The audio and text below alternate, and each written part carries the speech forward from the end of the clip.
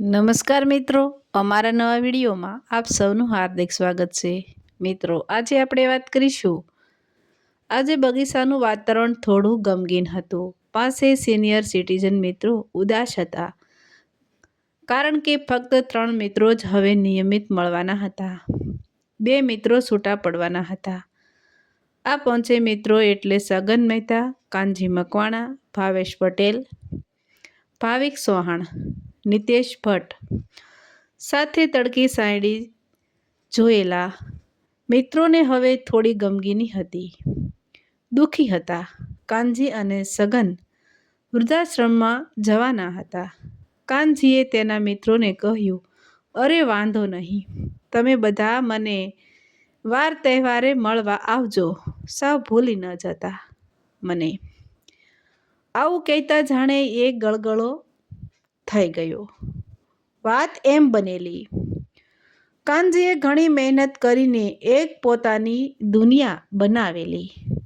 વિચારેલું, જીવનના અંતિમ વર્ષો સુખ શાંતિથી વિતાવીશ, પણ ધાર્યું થાય તો લોકો ભગવાનને યાદ જ ન કરે ને. સુખના દિવસોમાં સકી જઈને પોતાની તમામ મિલકત પોતાના એકના એક પુત્રને નામ કરી નાખી. બસ જાણે ક્ષણોની ભૂલને વર્ષો સજા ભોગવી રહ્યા હતા. જીવનની સઘળી કમાણી પુત્રને નામ કરી નાખેલી. એનું પરિણામ જ હવે ભોગવવું રહ્યું. બસ હવે 2 દિવસ જ એ અહીં શહેરમાં રોકાવાનું હતું. ત્યારબાદ શહેરની બહાર સેકન્ડ ઇંગ્સ ઓલ્ડ એજ હોમ નામના વૃદ્ધાશ્રમમાં જવાનું હતું. દીકરો ત્યાંથી પ્રાથમિક માહિતી લઈ આવેલો કે મહિને 800 રૂપિયા ભરવાના હતા. એક રૂમ આપે, તેમાં એક કબાટ અને એક પલંગની સુવિધા હોય, બીજી કશું જ નહીં. હા, ફક્ત 3 ટાઈમ જમવાનું મળે. દીકરાએ પિતાને એકવાર પૂછેલું ખરું કે પપ્પા, આપને બીજી કોઈ સુવિધા જોતી હોય તો કહો, ત્યાંના સંચાલક મારો ક્લાયન્ટ છે. હું કહીશ તો વધારાની સુવિધા આપને જરૂર મળી શકશે. આ વાક્ય સાંભળીને કાનજી જાણે અતપ્રભ થઈ ગયેલા. દિગ્મૂઢ થઈને શું કહેવું એ અંગે મૂંઝવણ હતી. વધારાની સુવિધા શું જોઈએ? જ્યાં સુવિધાની જરૂર છે એ મળે તો પણ ઘણું છે, એવું મનમાં બબડેલા. આ તરફ સગનની વાર્તા અલગ હતી. એ તો વ્યાજને સાચવતો હતો. પોતાના પુત્રને નિશાળે લેવા મૂકવા જવું, ટ્યુશન લઈ જવો, રમાડવો વગેરે જાણે દૈનિક ક્રમ થઈ ગયેલો. શરૂઆતમાં તો ગમતું. ખરી મુદ્દલ કરતાં વ્યાજ વહાલું કોને ન હોય? પણ પોતાની ગણતરી હવે જાણે આયાબાઈ તરીકે થતી હોવાથી હવે એ કંટાળ્યો હતો. પોતાના ઉસૂલો નીતિ નિયમોને આખરી જિંદગી વળગીને ચાલનારા સગન છેલ્લી ઘડીએ સમાધાન કરવા તૈયાર જ ન હતો. બસ આપણું માન ન હોય ત્યાંથી ચાલ્યા જવું સારું, એવું એનું માનવું હતું. એટલે પોતાની નિયત બેંકમાં મૂકેલી હતી. તેના વ્યાજ પરથી કોઈ વૃદ્ધાશ્રમમાં જીવનના શેષ વર્ષો આનંદ પ્રમોદથી વિતાવવા માંગતો હતો. બાકીના મિત્રોએ તો બહુ સમજાવ્યો કે અલ્યા સગનિયા, સંસાર છે, ચાલ્યા કરે, થોડું લેટ ગો કર, ઘરનાથી ભૂલ થઈ જશે, એવું વિચારીને જતું કરવું રહ્યું. કુટુંબ સાથે દિવસો વિતાવ, શાને આટલું બધું મન પર લેશો? પણ આ સગને કહેવું હતું, મિત્રો, મારે પણ પૌત્ર સાથે, દીકરા સાથે દિવસો વિતાવવા છે, પણ એનું વર્તન સહન નથી કરી શકતો. ખોટું મારાથી ગુસ્સામાં કંઈ કહેવાય જાય, એને દીકરા વહુના સંબંધોમાં ઓટ આવે એના કરતાં ભલે એ પોતાની દુનિયામાં ખુશ રહે. હું તો મારી રીતે મારી વ્યવસ્થા કરી જ લઈશ. આમ પણ મારે હવે ક્યાં કોઈ જવાબદારી છે? દીકરી સાસરે વળાવેલી છે.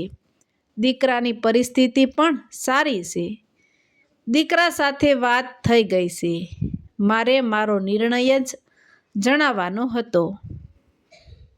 બસ આ રીતે હવે આ પાંચની ટીમ તૂટી રહી હતી.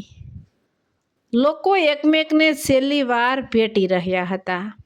હવે કોણ જાણે ક્યારે ફરી ભેળા થવાય. છૂટા પડતી વખતે સગનને કાનજીને એક તરફ બોલાવીને કહ્યું, અલ્યા કાનિયા, તું એક કામ કર. હું જે વૃદ્ધાશ્રમમાં જવાનો છું ત્યાં તું આવી જા. અજાણ્યા લોકો સાથે રહેવા એના કરતાં કોઈક જાણીતું હોય એ વધુ સારું અને સરળ રહે. એટલે કહું છું, બાકી તારી ઈચ્છા. મને પણ કંપની મળી રહે. એક કરતાં બે ભલા. કાનજીને વાત સારી લાગી. એણે કહ્યું, સના, તારે ઠીક છે. તારી પાસે તો તારી મરણ મૂડી છે. હું રહ્યો ઓશિયાળો, એટલે મારે પૂછવું પડે. મારે બધું જ નક્કી થઈ ગયું છે. છતાં હું એકવાર વાત કરીશ ઘેરે. એમ કર કે તું મને તારા વૃદ્ધાશ્રમનું સરનામું મને આપી દે. ભારે હૈયે કાનજી મિત્રો સાથે છૂટો તો પડ્યો, પણ રસ્તાઓ એને લાગણીશીલ કરી રહ્યા હતા. આ જ રસ્તાઓ પરથી પોતાના દીકરાને સ્કૂટર પર નિશાળે મૂકવા જતો, ક્યારેક રવિવારે કે તહેવારે સહકુટુંબ ફરવા જતો. આ શેરીઓ, દિલાવરની સાની દુકાન, રહીમની પાનની કેબિન, જાણે બધા જ આજે સંપી ગયા હોય એવું લાગ્યું. દૂરથી પસાર થઈને આખરી નજર વડે સલામી આપી. લો, જઈ રહ્યો હું મારા જ રસ્તાઓ પરથી આખરી વાર. વહાલા, કોણ જાણે આ રસ્તાઓ મને પાછા મળે ન મળે. સગન ઘરમાં જઈને નિત્યક્રમ મુજબ કાર્ય પતાવી નાખ્યા. પણ સમય આજે વેરી બની બેઠો હતો. જે સમય 65 વર્ષ ઝડપથી પસાર થઈ ગયા એ કોણ જાણે. આજે એક એક પળ કલાક જેવી વીતી રહી હતી. દિવાલો જાણે કાનમાં શીશો નાખતી હોય. દરવાજાઓ જાણે કંઈક કહેવા માંગતા હોય. બારીઓનો પવન રોકાવાનું કહેતો હોય. એમ જે ઘર એણે 35 વર્ષ કાઢ્યા હતા એ જ ઘરના સભ્યો એને ઘરમાંથી કાઢી રહ્યા હતા. મનમાં થયું કે સરલા નસીબદાર નીકળી. એની તો ઘરમાંથી અર્થી નીકળી હતી. હું તો જીવતો જીવ અહીંથી અનિચ્છાએ જઈ રહ્યો છું. સારું થયું તેને આવા દિવસો જોવાનો સમય ન આવ્યો. દિલીપ હજુ ઓફિસેથી આવ્યો ન હતો. આવે એટલે વાત કરવાનું નક્કી કર્યું.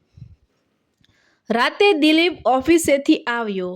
તે જમીને એના રૂમ તરફ જઈ રહ્યો હતો ત્યારે કાનજીએ સાદ કરતાં કહ્યું, બેટા દિલીપ, તે કહ્યું હતું ને કે કંઈક વધારાની સુવિધા જોઈએ તો કહેવું.